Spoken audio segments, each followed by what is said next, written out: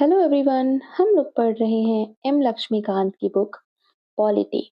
Polity की series में हम लोग 4 चैप्टर्स देख चुके हैं। अब जिस चैप्टर की तरफ हम लोग बढ़ रहे हैं वहाँ से आपका कॉन्स्टिट्यूशन का पार्ट 1 क्या पार्ट 1 स्टार्ट हो जाता है, जिसमें यूनियन एंड इट्स टेरिटरी के बारे में बात करी गई है।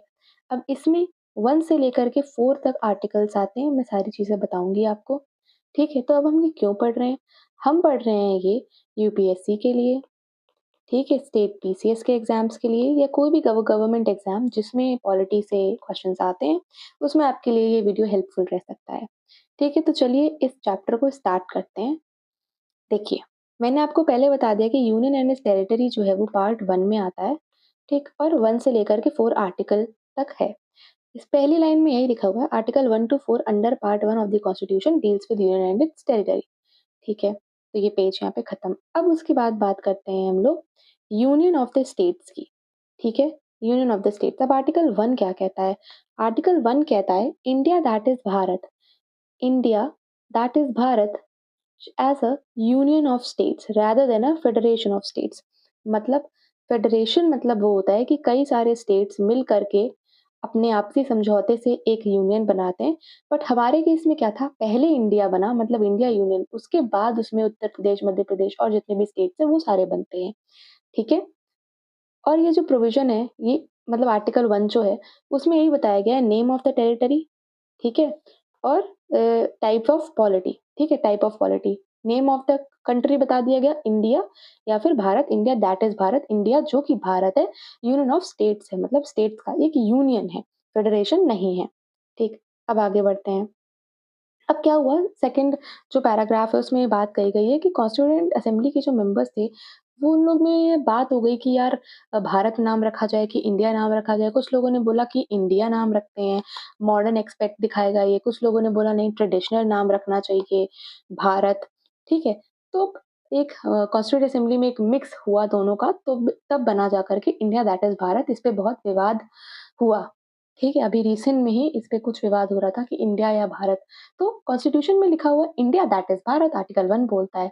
ठीक, अब उसके बाद क्या हुआ, ये जो सेकंड पैरा है इसके बाद वाला जो पैराग्राफ है उसमें ये बात बोली गई कि जो कंट्री है उसको यूनियन बताया गया है। ठीक है, यूनियन है, ठीक, बट यूनियन ऑफ स्टेट्स है और प्रेफर करा गया है यूनियन ऑफ स्टेट्स। ठीक है, rather than federation of states. तो अमेरिका हम जानते हैं, यूएसए, वो फेडरेशन ऑफ स्टेट्स है। जब भी अगर कोई स्टेट चाहे तो वहां से उस फेडरेशन से अलग हो सकता है। अगर टेक्सास, लास वेगस या जो भी और स्टेट्स है वो अलग होना चाहते हैं तो अलग हो सकता है। इंडिया में ऐसा पार्ट नहीं, क्योंकि India indestructible union of destructible states है। आप स्टेट्स को तोड़ सकते हो, इंटरनल रीएडजस्टमेंट कर सकते हो, बट आप किसी कोई स्टेट अपने आप से अलग नहीं हो सकता। कल को उत्तर प्रदेश वाले चाहें, योगी जी चाहें कि नहीं हम भारत से अलग होना चाहते, तो नहीं हो सकते। हाँ, जैसे पहले क्या हुआ, उत्तर प्रदेश से बिहार टूट गया, झारखंड और ये सारी अलग-अलग हो गए, उत्तराखंड अलग हो गए, ये कर सकते हैं। बट उत्तर प्रदेश चाहे कि इंडिया से बाहर निकल सकता है, ऐसा नहीं हो सकता है, पर यूएसए में ऐसा हो सकता है। ठीक, अब बात करें कि आर्टिकल 1 जो है, उसमें बताया गया है कि टेरिटरीज़ ऑफ द स्टेट्स के बारे में, मतलब टेरिटरीज़ वही स्टेट्स के बारे में, और यूनियन टेरिटरीज़ के बारे में। हम जानते हैं यूनियन टेरिटरी, ठीक है, कितनी यूनियन टेरिटरी है फटाफट बताओ? मैं बता देती हूँ, 8 यूनियन टेरिटरी है, ठीक है, अपने इंडिया में, और 28 स्टेट्स है प्रेज़ेंटली। तो सेकंड यूनियन टेरिटरीज़ आती हैं। उसके बाद ऐसी टेरिटरीज़ आती हैं जो किसी भी time government of India acquire कर सकती है, एक्वायर्ड टेरिटरी।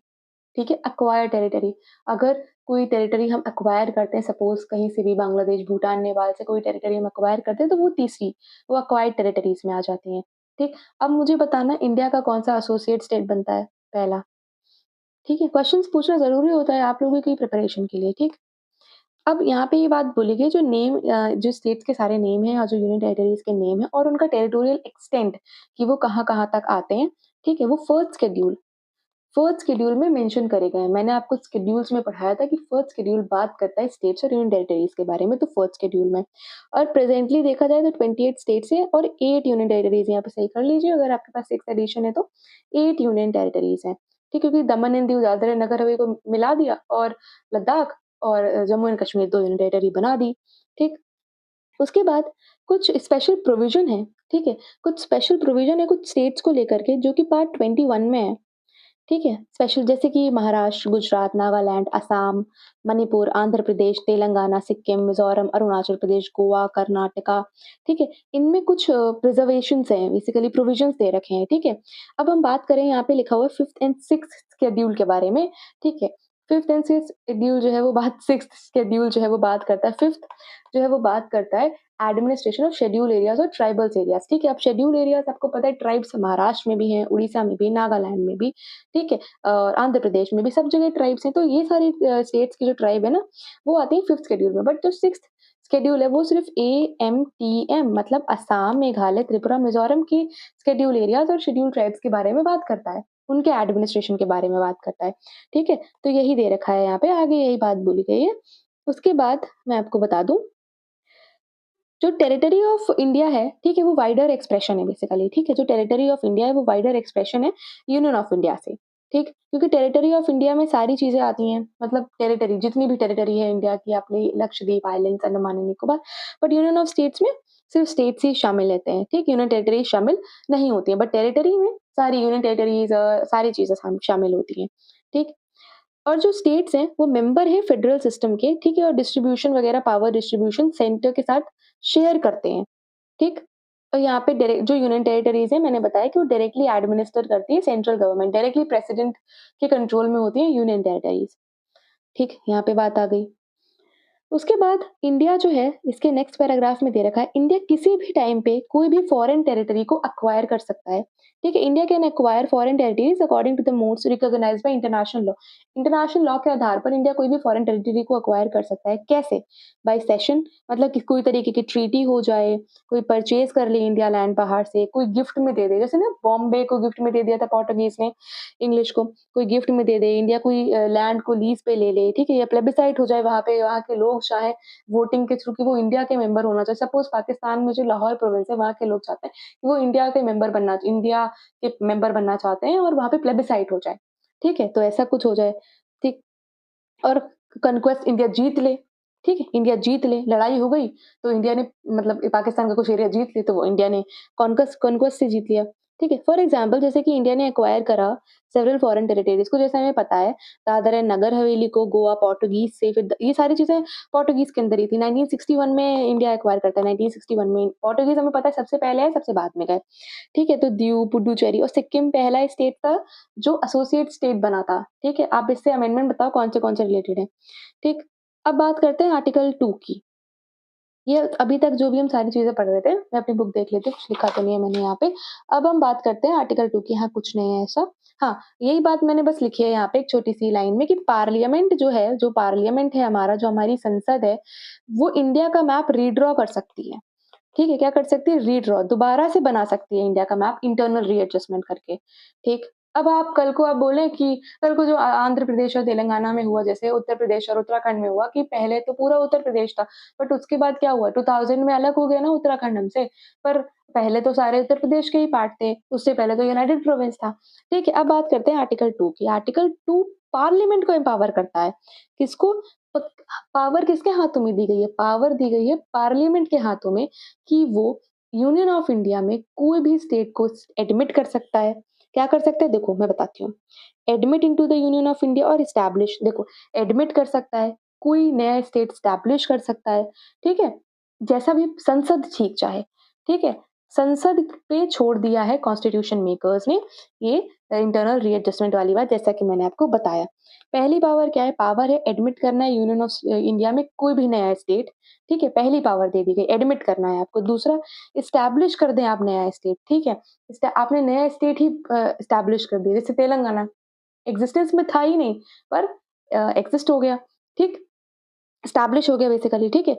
जो पहला है, वो रिफर करता है, मतलब इसमें जो पहला पार्ट है द पावर टू एडमिट, जिसमें हम एडमिट कर रहे हैं नए स्टेट्स को, ठीक है? वो बेसिकली रिफर करता है जो एक्जिस्टेंस में हैं, ठीक है? जो आज भी एक्जिस्टेंस में हैं, ठीक है? और जो सेकंड है, वो रिफर करता है कि जो एक्जिस्टेंस में कभी थे ही नहीं। मैंने बोला ना कि तेलंगाना कभी एक्जिस्टेंस में था ही नहीं, ठीक है? तो वो बाद में आया, एस्टैब्लिश हुआ। अब आर्टिकल 2 रिलेट करता है कुछ भी एडमिशन और एस्टैब्लिशमेंट से नए स्टेट से जो कि कभी भी यूनियन ऑफ इंडिया के पार्ट नहीं थे, ठीक? अब आर्टिकल 3 की बात करते हैं। हमने 1 समझा, 2 समझा, अब हम समझ रहे हैं 3 को। जो 3 है, जो 3 आर्टिकल 3 है वो रेफ़र कर रहा है, वो बात कर रहा है, ठीक है? फ़ॉर्मेशन और चेंज ऑफ एक्जिस्टिंग स्टेट मतलब ये बहुत इम्पोर्टेंट है, ठीक है? आजकल यही मतलब प्रचलन में है, ठीक? आर्टिकल 3 बात कर रहा है कि फ़ॉर्मेशन या फिर चेंज कर देना कोई भी एक्जिस्टिंग स्टेट, ठीक है? जो स्टेट एक्जिस्टेंस में है, ठीक है? उसको चेंज कर देना, उसकी बाउंड्रीज़ चेंज कर देना, उसका नाम चेंज कर देना, ठीक है? और उससे रिलेटेड कुछ भी चीज़ें अगर चेंज करेंगे तो वो आर्टिकल 3 में आएगा। मतलब आर्टिकल 3 का मतलब है इंटरनल रीएडजस्टमेंट करना। ठीक है? इंटरनल रीएडजस्टमेंट उसी स्टेट में आपने कुछ इंटरनल रीएडजस्टमेंट कर दिया, तो वो आर्टिकल 3 के अंदर आता है। ठीक? इंटरनल रीएडजस्टमेंट तो हमने पढ़ लिया आर्टिकल 1 और आर्टिकल 2। अब हम एक्सटेंसिवली हम पढ़ेंगे पार्लियामेंट के पास क्या पावर है, जो कि आर्टिकल 3 में आती है, ठीक? तो आर्टिकल 3 को हमें एक्स एक्सेस एक्सटेंसिवली पढ़ना है, सॉरी। ठीक। अब पार्लियामेंट की क्या पावर है रीऑर्गेनाइज़ करने की स्टेट्स को, ठीक? तो ये कुछ 5-6 पावर दी गई हैं। पहली पावर जो है वो बात करती है कोई नया स्टेट बना दे, किसी भी टेरिटरी को सेपरेट करके किसी भी एक स्टेट से या फिर 2 स्टेट्स को जोड़ करके एक टेरिटरी बना दे, एक स्टेट बना दे या फिर, ठीक है? जैसे कि हमने देखा दादर एंड नगर हवेली और दमन एंड दीव को मिला करके एक यूनियन टेरिटरी बना दिया, ठीक है? पहले एक स्टेट था आंध्र प्रदेश उसको तोड़ करके एक आंध्र प्रदेश और एक तेलंगाना बना दिया, ऐसे उत्तर प्रदेश था फिर उत्तराखंड बना दिया, बिहार, झारखंड अलग-अलग हो गए, पहले एक थे, ठीक है? तो ऐसे सेपरेट कर दें, जोड़ दें पहले। उसके बाद इंक्रीज़ कर दें किसी भी स्टेट का एरिया, ठीक है? इंक्रीज़ भी कर सकता है, पार्लियामेंट के पास पावर है, किसी भी स्टेट का एरिया इंक्रीज़ कर सकता है। तीसरी पावर है, कम भी कर सकता है, घटा भी सकता है। जब बढ़ा सकता है, तो घटा भी सकता है। उसके बाद ऑल्टर कर सकता है बाउंड्रीज़, किसी भी स्टेट की बाउंड्रीज़ को ऑल्टर कर सकता है और भैया नाम भी बदल सकता है, ठीक है? किसी भी स्टेट का नाम भी बदल सकता है। अब अगर जो पार्लियामेंट ने सोचा कि उत्तर प्रदेश का नाम बदलना चाहिए हमें, तो हम लोग क्या बोलेंगे? पता नहीं। पर मतलब अगर ऐसा नहीं हो, ठीक है? पर बदल सकता है। किसी भी पॉइंट ऑफ टाइम पे ऐसा हो सकता है कि किसी भी जगह का नाम, किसी भी स्टेट का नाम बदला जा सकता है, ठीक? अब ऐसे 2 कंडीशंस आती हैं, यहाँ पे लिखे गए हैं। 2 कंडीशंस के बारे में बात करता है कि एक बिल जो है, ये सारे चेंजेज़ को इंट्रोड्यूस करेगा, वो सिर्फ़ और सिर्फ़ पार्लियामेंट में आ सकता है और सिर्फ़ प्रेसिडेंट की प्रायर परमिशन से ही आ सकता है। ठीक है, हम जानते हैं कुछ बिल्स जो होते हैं वो पार्लियामेंट में जब लाए जाते हैं, इंट्रोड्यूस करे जाते हैं, तो वो प्रेसिडेंट की प्रायर परमिशन अगर आर्टिकल 3 में होगा तो अगर पार्लियामेंट चेंजेस करना चाहेगा तो प्रेसिडेंट का प्रायर परमिशन होना बहुत ज़रूरी है, ठीक? और दूसरी जो प्रेसिडेंट हैं, जो हमारे प्रेसिडेंट साहिबा हैं, ठीक है? वो उनको रेफर करना पड़ेगा सेम उस स्टेट लेजिस्लेचर को जिससे वो कंसर्न्ड है, ठीक है? सपोज़ आंध्र प्रदेश में इंटरनल रीएडजस्टमेंट हुआ, ठीक है? उसको तेलंगाना मतलब अलग कर दिया गया, 2 स्टेट बना दिया गया, आंध्र प्रदे 1 स्टेट और बना दिया गया मतलब तेलंगाना, ठीक है? तो प्रेसिडेंट ने जब ये हो रहा होगा, तो जो आंध्र प्रदेश के चीफ मिनिस्टर होंगे, जो स्टेट लेजिस्लेचर है, उसको रेफर करा होगा ये बिल कि हम ऐसा-ऐसा करने जा रहे हैं। हालाँकि वो हाँ बोलें या ना बोलें उनसे कोई मतलब नहीं है, ठीक है? ये भी है। ठीक। और फर्दर बात कर रहे हैं, तो फर्दर जो है वो पार्लियामेंट है, उसके पास ये भी पावर है, ठीक है? कि वो नए स्टेट्स बना सकती है, ठीक? और मतलब मैंने बताया ना कि 2 जोड़ करके बना सकती है स्टेट्स को, अलग कर सकती है, यूनियन टेरिटरी को जोड़ सकती है, ठीक? अब ये हो गया। अभी जो मैंने आपको बात बताई कि प्रेसिडेंट जो है वो बाउंड नहीं है, ठीक है? अगर स्टेट लेजिस्लेचर ने बोला नहीं हम नहीं चाहते हैं टूटना, हम नहीं चाहते हैं वहाँ के चीफ मिनिस्टर वहाँ के सब लोग स्टेट लेजिस्लेचर के मेंबर्स बोल रहे हैं नहीं, हम नहीं चाहते हैं, हम टूटना नहीं चाहते हैं। भैया चाहे एक्सेप्ट करो, चाहे रिजेक्ट करो। प्रेसिडेंट साहिबा की जो मर्ज़ी होगी प्रेसिडेंट साहब की जो मर्ज़ी होगी वो करेंगे, ठीक?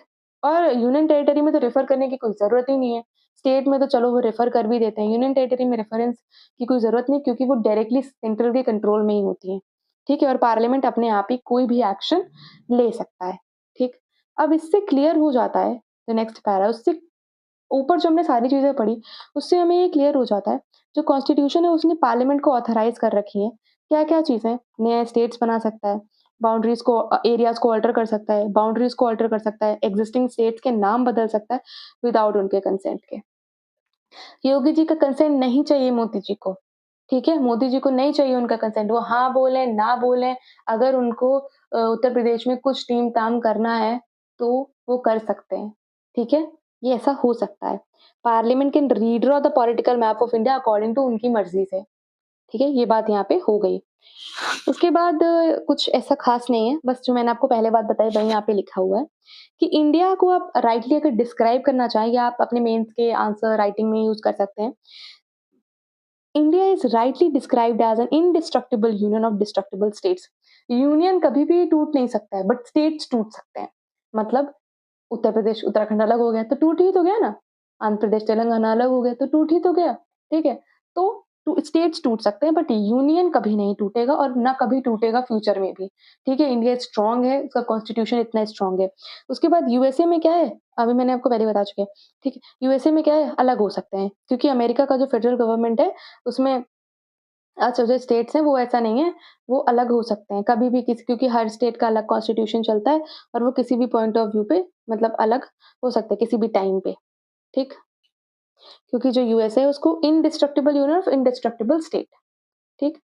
अब हमने 1 पढ़ लिया, 2 पढ़ लिया और 3 पढ़ लिया। अब हम आ रहे हैं 4 आर्टिकल की तरफ सॉरी, आर्टिकल 4 की तरफ, ठीक? अब आर्टिकल 4 बात करता है कि जब भी, ठीक है, आप आर्टिकल 2 के अंदर मतलब चेंजेस करेंगे, ठीक है? अब मैं बता देती हूँ, पढ़ के बता देती हूँ, ठीक? कि itself declares that laws made under the admission और एस्टैब्लिशमेंट ऑफ न्यू स्टेट्स, अगर आप कोई स्टेट को एडमिट करेंगे या एस्टैब्लिश करेंगे, जो कि आर्टिकल 2 के अंदर आता है या फिर फॉर्म करेंगे नया ऐसा स्टेट, अल्टरेशन करेंगे बाउंड्रीज़ का, एरियाज़ का, ठीक है? नाम बदलेंगे किसी भी स्टेट का, जो कि आर्टिकल 3 के अंदर होते हैं, ठीक है? तो उसे आर्टिकल हम 368 में अमेंडमेंट करते हैं ना, आर्टिकल 368 में अमेंडमेंट का प्रोसीजर है, उसको इसका अमेंडमेंट नहीं माना जाएगा, ठीक? और ये ऑर्डिनरी लेजिस्लेटिव प्रोसेस से पास करा जा सकता है, सिंपल मेजॉरिटी से, ठीक है? सिंपल मेजॉरिटी चाहिए हमें इस तरीके के बिल को पास करने के लिए। बात समझ आई? ठीक है? सिंपल मेजॉरिटी से इसको अमेंड करा जा सकता है। और मैं आपको एक प्लस पॉइंट यहाँ पे बता दूँ, अगर हम आर्टिकल 2 और 3 में चेंजेस करते हैं, तो फिर हमें शेड्यूल 1 में भी चेंजेस करना पड़ेगा। हमने शेड्यूल 1 में क्या पढ़ा? स्टेट्स और अब भैया स्टेट का अगर नाम बदल गया या एक स्टेट टूट के 2 स्टेट हो गए, तो शेड्यूल 1 में जो स्टेट्स हैं उनकी संख्या तो बढ़ जाएगी ना, उनके नंबर बढ़ जाएँगे, तो वहाँ पे चेंज करना पड़ेगा। कहीं लिखा होगा, बट अभी मैंने आपको बता दिया। ठीक है, तो ये बात हो गई यहाँ पे। उसके बाद मैं आपको बता देती हूँ, एक केस होता है, इंटरेस्टिंग केस है, बेरुमबारी यूनियन केस, आपने सुना होगा नाम, ठीक है? अब ऐसा हम कर सकते हैं क्या कभी? देखो हम बाहर से एक्वायर तो कर सकते हैं, ठीक है? डिमिनिश कर कम आर्टिकल 3 बोलता है ना कि हम कम कर सकते हैं किसी भी स्टेट का एरिया। तो इसका मतलब ये है कि हम कोई भी जो इंडियन टेरिटरी है वो फ़ॉरेन को दे सकते हैं? मतलब अब पाकिस्तान चाहे हम कश्मीर दे दो, नहीं दे सकते हैं। अब ये केस कब आया? ये दिमाग में सुप्रीम कोर्ट में आया 1960 में, जब हो गया बेरूबारी यूनियन केस। हम जानते हैं कि बेरूबारी जो है, वो एक जगह है वेस्ट बंगाल में, ठीक? और वेस्ट बंगाल में जब जगह है तो जो हमारा बांग्लादेश है वो तब तक तो एक्जिस्टेंस में था नहीं, 1971 में बनता है बांग्लादेश, तब तक वो ईस्ट पाकिस्तान ही था, ठीक है? ईस्ट पाकिस्तान था। तो वहाँ जो बेरूमबारी यूनियन केस था उसमें यही हुआ कि वो पाकिस्तान में जाना चाहता था, ठीक? बट ऐसे ही कुछ कंट्रोवर्सी थी, मतलब इतना नहीं जाना है इसमें, ठीक है? तो सुप्रीम कोर्ट ने हेल्ड करा, कुछ कंट्रोवर्सी हुई वहाँ पे, पॉलिटिकल एजिटेशन हो गया, जो भी हुआ बेरूबारी यूनियन केस में। सुप्रीम कोर्ट ने बोला कि पार्लियामेंट के पास पावर तो है डिमिनिश करने का एरिया, ठीक है? बट ये अपनी टेरिटरी फॉरेन कंट्री को देने की बात नहीं करता है, ठीक है? बस। और इंडियन टेरिटरी है वो फॉरेन टेरिटरी को दे सकते हैं हम कॉन्स्टिट्यूशन को अमेंड करके। अगर हमें कोई अपनी टेरिटरी फॉरेन कंट्री को देनी है तो हमें कॉन्स्टिट्यूशन में अमेंडमेंट करना पड़ेगा आर्टिकल 368 के अंदर, ठीक है? उसके बाद यही वीरूबारी यूनियन केस के बाद क्या होता है, 9th कॉन्स्टिट्यूशनल अमेंडमेंट एक्ट आ जाता है और transfer of set territory to Pakistan, कुछ भी हो जाता है but 9th constitutional amendment act से हो जाता है। इतना कुछ ज़रूरी नहीं है यहाँ पे याद रखने के लिए आपके, क्योंकि अगर ये सारी बातें याद रखने गए, ये तो कभी यूपीएससी प्रीलिम्स पूछता ही नहीं है, ठीक है? अब यहाँ पे कुछ नहीं हुआ, आगे होगा। हमने आपको पता है कि 111 एन्क्लेव्स बांग्लादेश के साथ एक्सचेंज करे। अब एक्सचेंज कर सकते हैं, क्या कर सकते हैं आप? यहीं पे समझाती हूँ, एक्सचेंज कर सकते हैं, सीड नहीं कर सकते आप, दे नहीं सकते आप। अगर उन्होंने हमें कुछ दिया, ठीक है? और हम भी उन्हें कुछ दे रहे हैं, ठीक है? अगर उनका कुछ एरिया, छोटा-सा एरिया हमारे में आ रहा है, हमारी कंट्री का पार्ट है और हमारा भी कुछ एरिया उनकी कंट्री का पार्ट है, तो हमने अपना उनको दे दिया, उनका हमने ले लिया, ठीक है? ये हम कर सकते हैं। तो यही हुआ बांग्लादेश के साथ 2015 में, जब 100th कॉन्स्टिट्यूशनल अमेंडमेंट एक्ट हुआ, 2015 में हुआ। सील कर दिया गया लैंड बाउंड्री एग्रीमेंट था ये, क्या था? लैंड बाउंड्री एग्रीमेंट था, ठीक।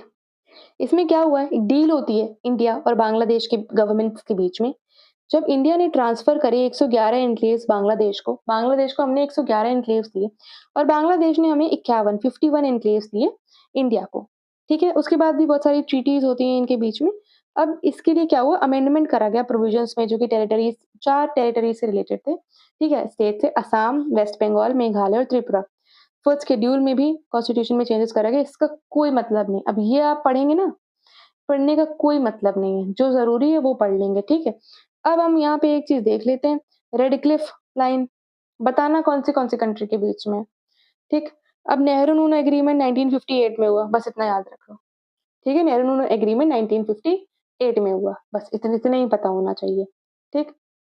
उसके बाद सेकंड पॉइंट में डिमार्केशन हो गया लैंड बाउंड्री का इंडिया और बांग्लादेश के बीच में। हम जानते हैं सबसे लंबा बॉर्डर अप्रॉक्स 4000 किलोमीटर का बॉर्डर हम शेयर करते हैं बांग्लादेश के साथ, लॉन्गेस्ट बॉर्डर है, ठीक? फिर लैंड बाउंड्री एग्रीमेंट हो गया इंडिया बांग्लादेश के साथ 1974 में, कहीं लिखा होगा यहाँ पे, कहीं पे भी लिखा होगा लैंड, हाँ 1974 में इंडिया और बांग्लादेश का लैंड बाउंड्री एग्रीमेंट हो जाता है।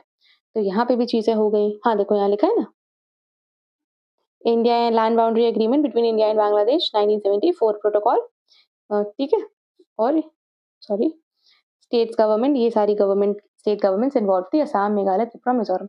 अब इनको नहीं देखना ना, इतना याद नहीं कर सकते हम लोग। अब जो बात आती है, वो आती है evolution of states and union territories की। भाई हम पढ़ तो लिए यूनियन टेरिटरीज़ हैं हमारे यहाँ, स्टेट्स हैं, ये इवॉल्व कैसे हुए? बने कैसे? शुरुआत कहाँ से हुई इनकी? ठीक है?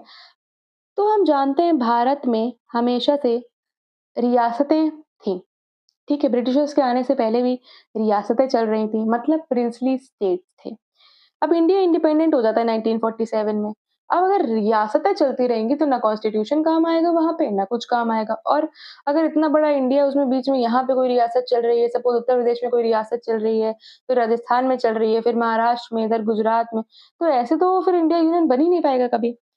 मैं आपको यहाँ पे एक पॉइंट बता दूँ, सरदार वल्लभ भाई पटेल जी का बहुत ही ग्रेट रोल रहा है इंडिया को यूनियन, मतलब स्टैच्यू ऑफ यूनिटी क्यों है? क्योंकि उनकी ही वजह से आज हम एक स्ट्रॉन्ग यूनियन की तरह हैं। तो ऐसे अगर रियासतें रहेगी तो इंडिया काम नहीं करेगा, ठीक? तो इंडिया में इंडिपेंडेंस के टाइम पे 552 प्रिंसली स्टेट थे, ठीक है? हम जानते हैं 1947 का जो गवर्नमेंट ऑफ इंडिया एक्ट आया था, उसने बोल दिया था जो प्रिंसली स्टेट्स थे, या तो वो इंडिया जॉइन कर लें या तो पाकिस्तान या फिर इंडिपेंडेंट रहें, ठीक है? तो 552 प्रिंसली स्टेट्स थे, जो इंडिया की ज्योग्राफिकल बाउंड्री में आते थे, उसमें से 549 ने इंडिया को जॉइन कर लिया, ठीक है? 549 ने इंडिया को जॉइन कर लिया, बचे कितने? 3। 3 जो बचे वो थे हैदराबाद, जूनागढ़ और कश्मीर। अब इनने सोचा हम तो इंडिपेंडेंट रहेंगे, इंडिया को जॉइन नहीं करना हमें, ठीक? अब क्या हो गया, कोर्स ऑफ टाइम में चलता रहा, इंटीग्रेट करना करा हमने इन तीनों रियासतों को। हैदराबाद को हमने पुलिस एक्शन से इंटीग्रेट कर लिया इंडिया के साथ, जूनागढ़ में रेफरेंडम करा दिया, ठीक? और कश्मीर के साथ हमने इंस्ट्रूमेंट ऑफ एसेशन साइन कर लिया। वहाँ के राजा थे, कौन थे उस टाइम पे राजा बताना, ठीक है? फिर 1950 में हम 4 फोल्ड क्लासिफिकेशन लाते हैं स्टेट्स का और टेरिटरीज़ का, 4 फोल्ड क्लासिफिकेशन, मतलब कुछ स्टेट्स को पार्ट ए में, कुछ पार्ट बी में, फिर सी में, फिर डी में बाँट दिया गया था और उसके टोटल अगर नंबर करा जाए तो वो 29 आते थे, ठीक है? जो पार्ट ए था, उसमें हमने 9 जो गवर्नर की प्रोविंसेस थी ब्रिटिश इंडिया की वो रख दी थी, 9 गवर्नर प्रोविंस पार्ट ए में। जो पार्ट बी था, उसमें हमने 9 जो प्रिंसली स्टेट थे जिसमें लेजिस्लेचर था वो रख दी थी। जो पार्ट सी थे, उनमें जो चीफ कमिश्नर प्रोविंसेस थी ब्रिटिश इंडिया की, कमिश्नर प्रोविंसेस थी वो रख दी थी, ठीक है? और सम प्रिंसली स्टेट थे। जो पार्ट सी था उसमें अप्रॉक्स 10 थे, ठीक है? और पार्ट डी में हमने अंडमान एंड निकोबार के आइलैंड्स को रख दिया था क्योंकि मुझे सॉलिटरी और इंडिपेंडेंट समझते थे। अब नीचे इसमें देख लेते हैं क्योंकि यहाँ पे दे रखा है कहीं पे, हाँ, देखो मैंने बताया ना आपको, पार्ट ए था, पार्ट बी और सी और डी। तो ए में देखो कितने हैं, असम, बिहार, बॉम्बे, मध्य प्रदेश, मद्रास, उड़ीसा, पंजाब, यूनाइटेड प्रोविंस, उत्तर प्रदेश अपना याद कर लो पार्ट ए में, ठीक है? पार्ट बी में Hyderabad, Jammu Kashmir, Madhya Pradesh, Mysore, Patiala and East Punjab. Patiala and East Punjab क्या है ये? पंजाब, पेप्सू, ठीक? राजस्थान, सौराष्ट्र, बताइए सौराष्ट्र का प्रेजेंट नेम क्या है? ट्रावनकोर, कोचीन। पार्ट सी में Ajmer, Bhopal, Bilaspur, Cooch Behar, Coorg, Delhi part C, Himachal Pradesh, Kutch. Part D में सिर्फ और सिर्फ अंडमान एंड निकोबार आइलैंड्स को ही रखा गया था, ठीक है? तो हमने ये चीज़ देख ली। अब हम बात करेंगे 2 कमिटीज़ के बारे में, क्योंकि स्टेट्स रीऑर्गनाइज़ेशन जब स्टेट्स का क्या हुआ रीऑर्गनाइज़ेशन हुआ, उसके लिए इम्पोर्टेंट है, ठीक है? ये कमिटीज़। तो धर कमीशन है, जेवीपी कमीशन है और फज़ल अली कमीशन है। ये 3 कमीशन है, इनके बारे में जानना ज़रूरी है क्योंकि इनसे क्वेश्चन्स बन जाता है कभी-कभी, ठीक है? बन ही जाता है मतलब ऐसे कभी-कभी नहीं, बन जाता है। अब सॉरी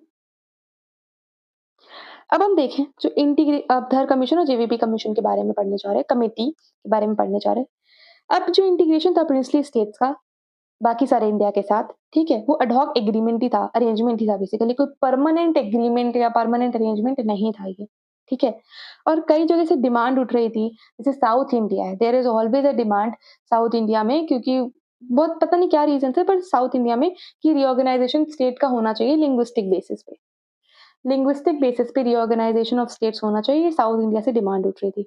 अकॉर्डिंगली क्या हुआ जून 1948 में जो गवर्नमेंट ऑफ इंडिया थी, उसने लिंग्विस्टिक प्रोविंस कमीशन को जो है बनाया, अपॉइंट करा और उसकी चेयरमैनशिप दी एसके धर साहब को। ठीक है? कि वो जाकर के एग्ज़ामिन करें चीज़ों को कैसे क्या चल रहा है। तो एसके धर कमीशन क्यों बनी थी? लिंग्विस्टिक बेसिस पे जो स्टेट का रीऑर्गनाइजेशन की डिमांड हो रही थी साउथ इंडिया में उसको देखने के लिए। ठीक है? अब 1948 दिसंबर में जून में बनी, दिसंबर में 6 महीने बाद उन्होंने अपनी रिपोर्ट दे दी और ये बोला कि लिंग्विस्टिक बेसिस पे लिंग्विस्टिक फैक्टर नहीं होना चाहिए, ठीक है? एडमिनिस्ट्रेटिव फैक्टर होना चाहिए। लिंग्विस्टिक बेसिस पे ऐसे तो हर भाषा, हर एक स्टेट डिमांड करेगी, ठीक है? तो ऐसा नहीं होना चाहिए, ठीक? अब ये क्या हुआ?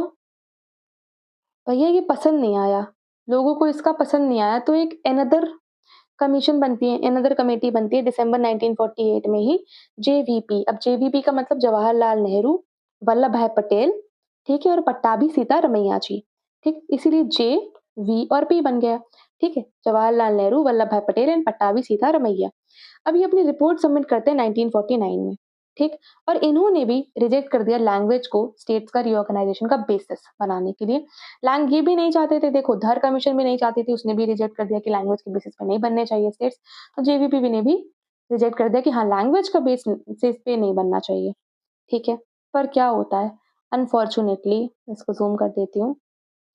अनफॉर्च्यूनेटली अक्टूबर 1953 में गवर्नमेंट ऑफ इंडिया को मजबूरन एक पहला हमारा फर्स्ट लिंग्विस्टिक स्टेट बनाना पड़ा, जिसे आंध्र प्रदेश के नाम से जानते हैं। कब बना ये? 1953 अक्टूबर में। अनफॉर्च्यूनेटली बनाना पड़ा। क्या हुआ? अब क्यों मतलब कैसे बना? तेलुगु स्पीकिंग लोगों को अलग कर दिया गया मद्रास स्टेट से, ठीक है? तो आंध्र प्रदेश में तेलुगु भाषा बोलने वाले लोग रहते हैं, तो उनको अलग कर दिया गया। अब ऐसा क्यों करना पड़ा? कि पॉपुलर एजिटेशन हो गया, ठीक है? पोटी श्री रामलू जो थे, एक कांग्रेस पर्सन थे और इन्होंने 56 दिन की मतलब 56 56 इंच का सीन आया ना, तो 56 दिन की हंगर स्ट्राइक पे चले गए और भाई साहब की डेथ हो गई। पोटी श्री रामालू जी की डेथ हो गई। अब ये भैया गांधी जी के फॉलोवर थे और फिर मजबूरन में कांग्रेस के लीडर भी थे और मजबूरन में 1953 में हमें पहला स्टेट बनाना पड़ता है लिंग्विस्टिक बेसिस पे, आंध्र प्रदेश। ठीक है? उसके बाद आती है फ़ज़ल अली कमीशन, ठीक है? जो फ़ज़ल अली कमीशन आती है वो 1953 में ही आती है, 1953 में बना दी जाती है और ये एक बैलेंस्ड रिपोर्ट देती है।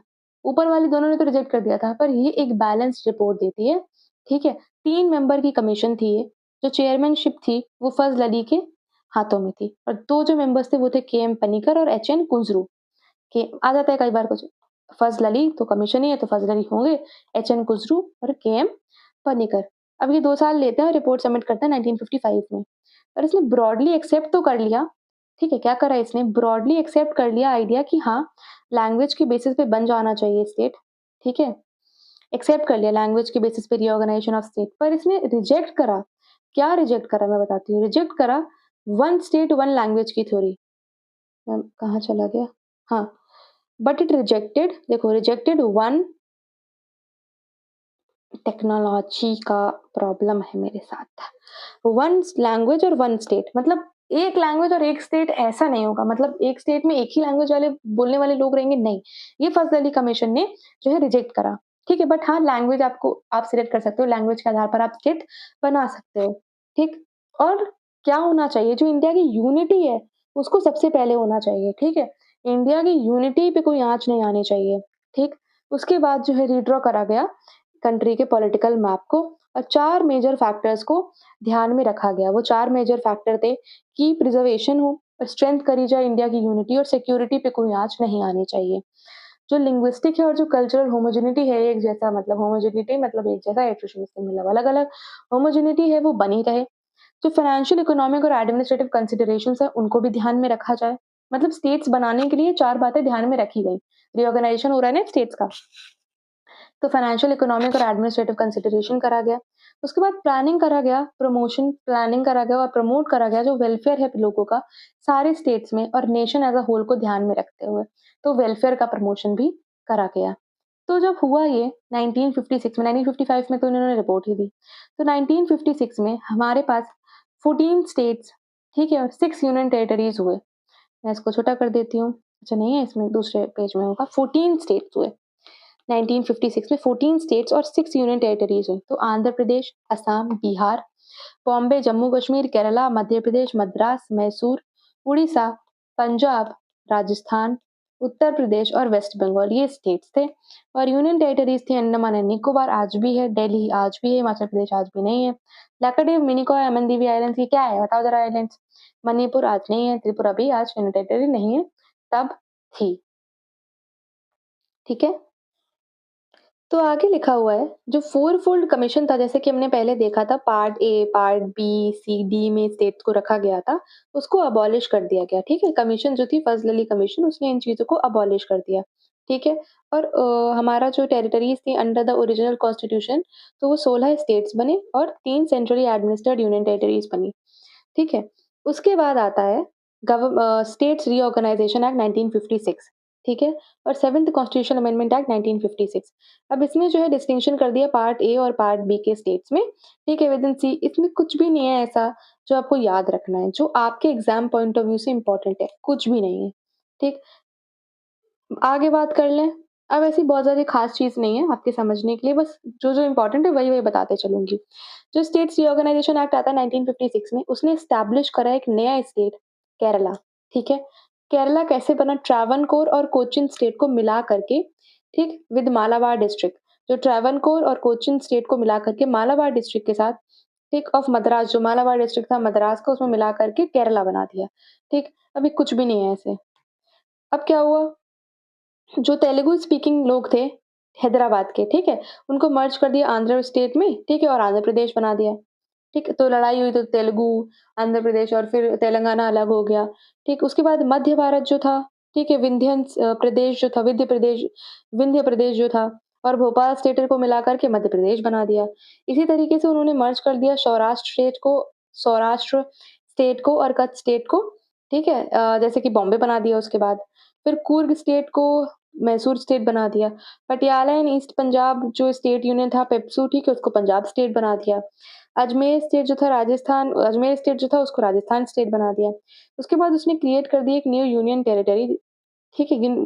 Lakshadweep, Minicoy and Amindivi islands जिसको मद्रास स्टेट में था पहले उसे अलग कर दिया वहाँ से, ठीक है?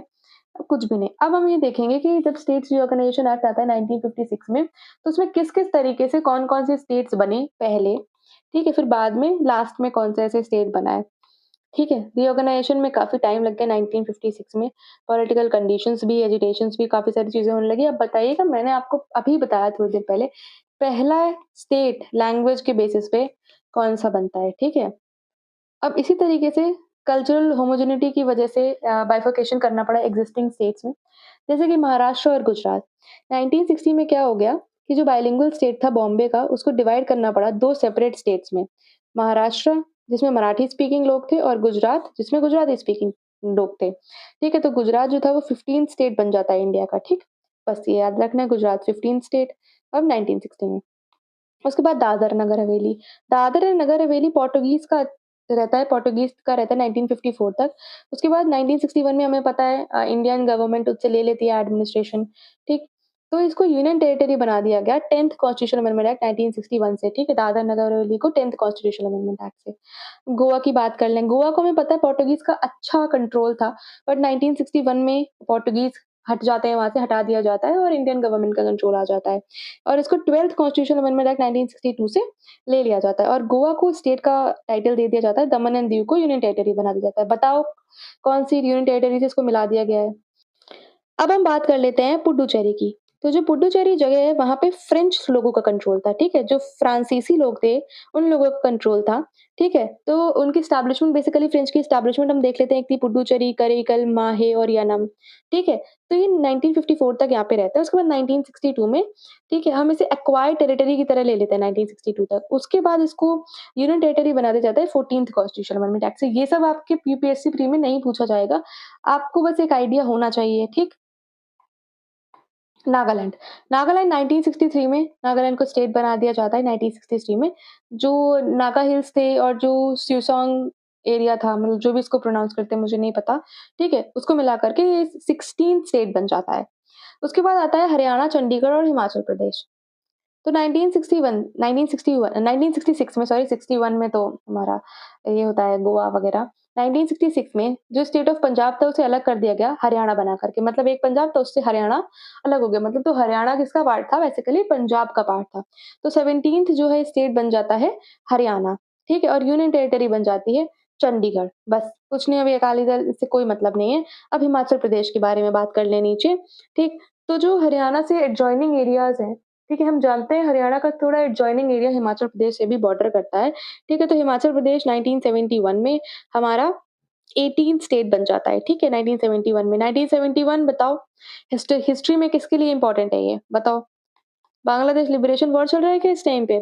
अब मणिपुर, त्रिपुरा और मेघालय की बात कर लें तो 1972 में political map of north east जो नॉर्थ ईस्ट हमारा पॉलिटिकल मैप है उसको चेंज करा जाता है थोड़ा बहुत मेजर चेंज भी जाता है। तो क्या हुआ? जो मणिपुर और त्रिपुरा था 2 यूनियन टेरिटरीज़ थी पहले, ठीक है? मेघालय स्टेट की, पर अब इन तीनों को स्टेटहुड का दर्जा मिल जाता है, ठीक है? तीनों मेघालय, मणिपुर, त्रिपुरा और मेघालय तीनों स्टेट बन जाते हैं, ठीक है? हम जानते हैं कि ये सारी जो अरुणाचल प्रदेश और मिज़ोरम वाला एरिया है, इसको हम नॉर्थ ईस्ट फ्रंटियर एजेंसी नेफा वगैरह चलता था यहाँ पे, बट अब ऐसा नहीं है वहाँ पे, कभी-कभी हो जाता है, ठीक? तो Manipur 19th state, Tripura 20th, Meghalaya 21st ये स्टेट्स बन जाते हैं। इनिशियली इसमें 22nd कॉन्स्टिट्यूशन अमेंडमेंट एक्ट होता है, जो मेघालय को एक ऑटोनॉमस स्टेट बना देता है, ठीक है? बट उसके बाद ऐसा कुछ भी नहीं होता है, सारे इंडिया के पार्ट है, कोई ऑटोनॉमस स्टेट ऐसा कुछ नहीं है।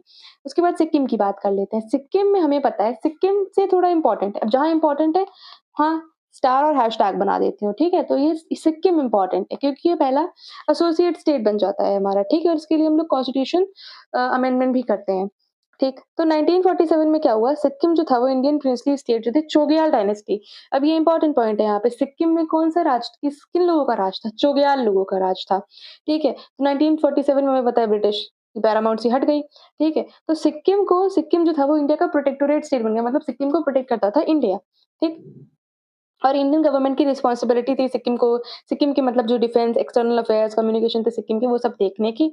उसके बाद 1974 में क्या होता है, सिक्किम ने एक्सप्रेस करी अपनी ये फीलिंग कि वो एसोसिएशन चाहता है इंडिया के साथ 1974 में। तो हमने 35th कॉन्स्टिट्यूशन अमेंडमेंट एक्ट करा 1974 में, पार्लियामेंट ने एनैक्ट करा और उसको एक एसोसिएट स्टेट बना दिया, ठीक?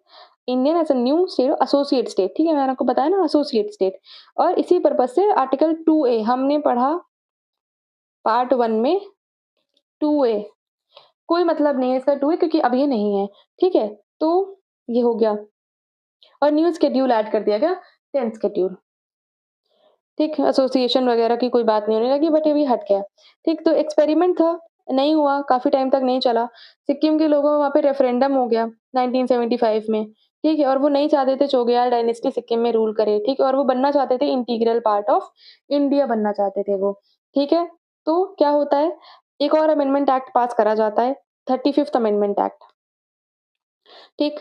और जो 2A था आर्टिकल और 10th शेड्यूल थी उसे हटा दिया जाता है। मैंने आपको बताया आज 10th शेड्यूल में क्या एंटी डिफेक्शन हमें पता है, तो ये तो हट गया, ठीक है? उसके बाद 35th अमेंडमेंट एक्ट 1974 से सिक्किम जो है वो एक फुल फ्लेजेड स्टेट बन गया, ठीक है? 22nd स्टेट बन जाता है, फुल फ्लेजेड स्टेट बन जाता है और नया आर्टिकल जोड़ दिया जाता है 371F, ठीक है? ये सिक्किम इम्पोर्टेंट था। अब बात कर लेते हैं मिज़ोरम, अरुणाचल प्रदेश और गोवा के बारे में, ठीक? तो मिज़ 1987 में क्या हुआ 3 नए स्टेट्स बने गए मिज़ोरम, अरुणाचल प्रदेश और गोवा, ठीक? यहाँ पे इतनी बहुत ज़्यादा याद रखने की ज़रूरत नहीं है, क्योंकि सारे स्टेट्स हैं, कोई यूनियन टेरिटरी इसमें है नहीं। अब किससे अलग होके बना, कोई मतलब नहीं है इस बात का। अब छत्तीसगढ़, उत्तराखंड और झारखंड झारखंड, ठीक है? तो ये 2000 में आ गए हैं, ये थोड़ा लेटेस्ट है, मतलब 2 डेकेड पुराने ही हैं, ठीक है? 3 नए स्टेट्स बन जाते हैं, छत्तीसगढ़, उत्तराखंड और झारखंड, ठीक? अब क्या हुआ, मध्य प्रदेश, उत्तर प्रदेश और बिहार, इनसे अलग करके ये तीनों बना दिए जाते हैं। तो 26th हमारा बन गया छत्तीसगढ़, 27 बन गया उत्तराखंड और 28 बन गया झारखंड, हाँ, ठीक है। तेलंगाना बनता है 2014 में, हमें पता है, ठीक है? तेलंगाना बनता है, 29th स्टेट बनता है ये हमारा, ठीक है? और कोई ज़रूरत नहीं है इसमें ऐसा याद करके, इतना पता होना चाहिए, आंध्र प्रदेश से अलग होके तेलंगाना बन जाता है, ठीक है? अब जम्मू-कश्मीर, ठीक है? 2019 में बनता है, 2019 में जम्मू-कश्मीर बनता है, इससे पहले क्या होता था, जम्मू-कश्मीर को एक स्पेशल स्टेटस एन्जॉय करता था जम्मू-कश्मीर, आर्टिकल 370। तो 370 और 35 ये आर्टिकल उसको हटा दिया गया, ठीक है? तो जो जम्मू कश्मीर है और लद्दाख है, वो भी इंडिया का पॉलिटिकली पार्ट वो थे, बट कुछ अलग वहाँ पे चलता रहता था, ठीक है? वहाँ पे लोग अलग, कॉन्स्टिट्यूशन अलग, मतलब इंडियन फ्लैग, सारी चीज़ें वहाँ पे बहुत ही, बट बहुत अच्छा काम करा 2019 में हमारी गवर्नमेंट ने कि जम्मू कश्मीर और लद्दाख को, ठीक है? वहाँ का जो स्पेशल स्टेटस था उसको अबॉलिश कर दिया, ठीक है? बस, और ये एक एक्ट पास करते हैं, ठीक है? मतलब प्रेसिडेंशियल ऑर्डर ही था, स्पेशल स्टेटस ही था, मतलब प्रेसिडेंशियल ऑर्डर ही था ये, ठीक? The constitution application to Jammu and Kashmir order 192019, ठीक है? तो प्रेसिडेंशियल ऑर्डर से हुए, तो कोई मतलब ऐसा कुछ बहुत खास बिल एक्ट इसमें नहीं आया था, ठीक? और ये जो 1954 का था, इसे खत्म कर दिया गया, ठीक? बाकी सारी चीज़ें कुछ ऐसा याद रखने की ज़रूरत नहीं है। फिर इन दोनों को हटा कर के बस इतना याद रख लो कि प्रेज़ेंटली प्रेज़ेंटली जम्मू-कश्मीर एक अलग यूनियन टेरिटरी है और लद्दाख एक अलग यूनियन टेरिटरी है। अभी लद्दाख में 5 नए डिस्ट्रिक्ट बने हैं, बताओ कौन से? अब बात करते हैं नाम बदलने की। बताओ कौन से आर्टिकल से हम लोग नाम बदल सकते हैं? आप लोग ही बताओगे, ठीक? ठीक है? जो नेम ऑफ स्टेट्स है वो बदला जा चुका है, कुछ स्टेट्स का हमने नाम भी बदला है, ठीक? जैसे कि उत्तर प्रदेश। उत्तर प्रदेश को पहले हम लोग यूनाइटेड प्रोविंस के नाम से जानते थे, ठीक है? उत्तर प्रदेश वालों, मेरे प्रदेश वालों, ये बात सुनो, हम भारत वाले हैं, मेरा प्रदेश देश कुछ नहीं है यहाँ पे, ठीक है? जो यूनाइटेड प्रोविंस है, वो बाद में चल कर के उत्तर प्रदेश बन गया 1950 में, और 1969 में जो मद्रास था, उसको रीनेम कर दिया गया तमिलनाडु। सिमिलरली 1973 में मैसूर को रीनेम कर दिया गया कर्नाटका, मैसूर डोसा। और उसी साल मतलब 1973 में जो लाकाडीव, मिनिगो, एमनदीवी आइलैंड्स थे, उसका नाम कर दिया गया लक्षद्वीप आइलैंड, ठीक है? 1992 में जो यूनियन टेरिटरी है हमारी दिल्ली की, उसको डेज़िग्नेट कर दिया गया national capital territory of Delhi, NCT of Delhi, ठीक? फुल फ्लेजेड स्टेट नहीं है दिल्ली, आपको पता होगा। और जो 69th कॉन्स्टिट्यूशन अमेंडमेंट एक्ट है 1991 का, ठीक? ये आपको एनसीटी मतलब national capital territory of Delhi से ही रिलेटेड है। 2006 में क्या हुआ, जो उत्तरांचल था उसको रीनेम कर दिया गया उत्तराखंड। मतलब जब उत्तर प्रदेश से उत्तराखंड अलग हुआ तब उसका नाम उत्तराखंड नहीं था, उत्तरांचल नाम रखा गया था, ठीक है? एक्चुअली मेरे पापा को भी चॉइस दी गई थी, क्योंकि वो स्टेट सर्विसेज़ में उनको चॉइस दी गई थी कि आप उत्तरांचल में जॉब करना चाहते हैं अपनी कंटिन्यू, या फिर उत्तर प्रदेश में रहना चाहते हैं, तो ही decided to stay in Uttar Pradesh only, ठीक है? तो उत्तराखंड, और इसी तरह से पौंडीचेरी, पौंडीचेरी को रीनेम कर दिया गया पुडुचेरी, ठीक है? और 2011 में उड़ीसा, पहले नाम था उड़ीसा, अब उड़ीसा हो गया, ठीक है? तो प्रेज़ेंटली आप देख लो, छोटा कर देती हूँ इसे, ये क्या है? ये प्रेज़ेंटली वाला तो नहीं है, हाँ, प्रेज़ेंटली ही है। 28 स्टेट्स हैं हमारे पास और 8 यूनियन टेरिटरीज़ हैं। अब आप बताओगे इसमें से कि क्या जॉइन करा गया है? अब इसमें तो 9 है ना, क्योंकि ठीक है। अब जो ये लॉज़ मेड बाय पार्लियामेंट है, ये आपके कोई मतलब के नहीं है। ये बस दे रखे हैं, देने के लिए दे रखे हैं, आप पढ़ना चाहो तो आप रीड कर सकते हो, बस रीडिंग एक बार लगा लेना। मुझे पढ़ाने का इसमें कोई वो नहीं, क्योंकि इससे क्वेश्चन्स वगैरह कुछ नहीं आता। हाँ, बस ये देख लो, ये इम्पोर्टेंट है तो ये बताना तो मेरा परम कर्तव्य है। ठीक, कौन-सा आर्टिकल में क्या? तो आर्टिकल 1 बात करता है name and territory of the union के बारे में। आर्टिकल 2 बात करता है एडमिशन और एस्टेब्लिशमेंट ऑफ नए स्टेट्स के बारे में। आर्टिकल 2A बताया, रिपील हो चुका है, सिक्किम को एसोसिएट स्टेट बनाने के लिए।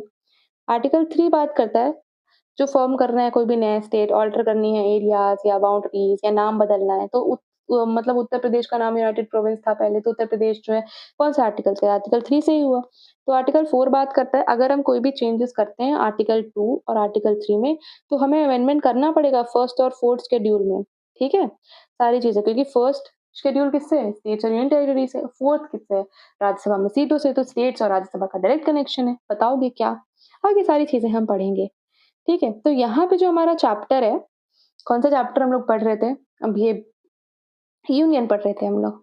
ठीक, पार्ट 1 पढ़ रहे थे हम लोग। आर्टिकल 1 से लेकर के 4 तक हमने सारी चीजें समझी। आई होप आपको चीजें समझ आई होंगी और वीडियो पसंद आया होगा। वीडियो पसंद आया है तो कमेंट में मुझे जरूर बताना कि समझ आया है या नहीं। Till then bye bye and will see you in the next video. आप लोग पढ़ते रहिए बहुत मन से।